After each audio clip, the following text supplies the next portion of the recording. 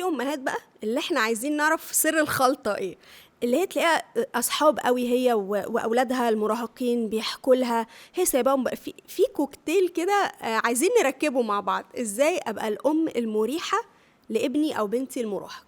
اول حاجه كده يا مريم، خلينا نفتكر نفسنا واحنا مراهقين. دي اول حاجه بتساعدني جامد قوي. ايه اكتر حاجه كانت بتضايقنا في اهالينا، وايه اكتر حاجه، يعني مين اكتر شخص افتكره؟ خالتي، عمتي، مدرسه معينه، مدرس معين كنت برتاح له قوي، ورغم انه مفيش بينا حاجه بحكي له ايه الصفات اللي كانت فيه اللي بتخليه قريب كده، وانا عارفه ابقى نفسي اول معاه. حاجه بيسمع، لازم يكون بيسمع من غير ما بالظبط، يهاجم. من غير ما يهاجم ومن غير ما يحكم. ودي حتة مهمة قوي، لازم يعني عايزة أقول إيه، دايما أنا بيجي في بالي مثل 7 و8 لما بنيجي بالعربي، يعني لما بنيجي الناحية دي بنشوفها 7، ولما بنيجي هنا بنشوفها 8. صح.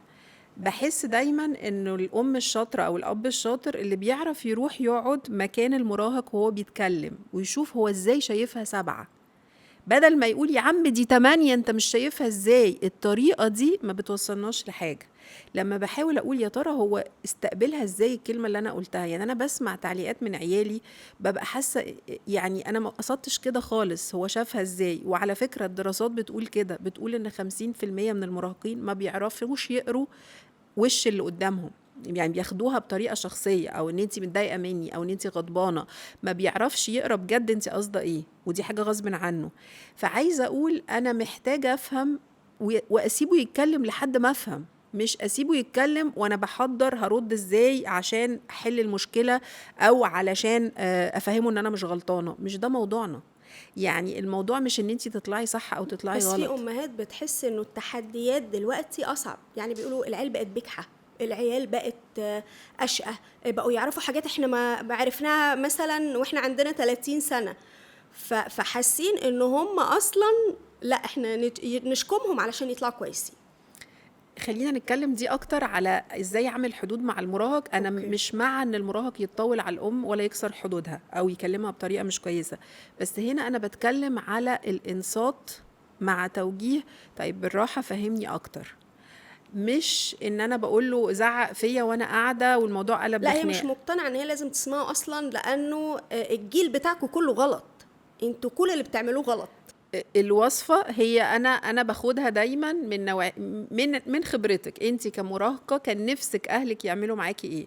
يعني كلنا كان عندنا الإحساس بتاع إن إحنا مش مفهومين، خايفين علينا بزيادة، منعنا إن إحنا نعيش. كأني عايزة أروح هناك واظبط فيها اللي اتعمل معايا، لاني لما بعملها من جوه لبره بتطلع صح. لما حد بيقول لحد اعمل 1 2 3 4 مش بيعرف يعملها. لكن لما بيفهم ايه اللي بيريح اللي قدامي، اللي هو اوله ان انا اسمعه لحد الاخر واحاول افهم، ويمكن ما ردش وارد بكره او ما ردش خالص. الحته دي مهمه. فبسمع من غير حكم، بسمع من غير ما هاجم. ويمكن اضيف على الوصفه دي اني اقرا جامد قوي وافهم كويس قوي تحديات الجيل، تحديات اللي بيعدي بيها. وهنكمل نقول شوية مهارات يمكن تساعدنا ان احنا نطور من نفسنا عشان ننفع نبقى امهات واباء للمراهق.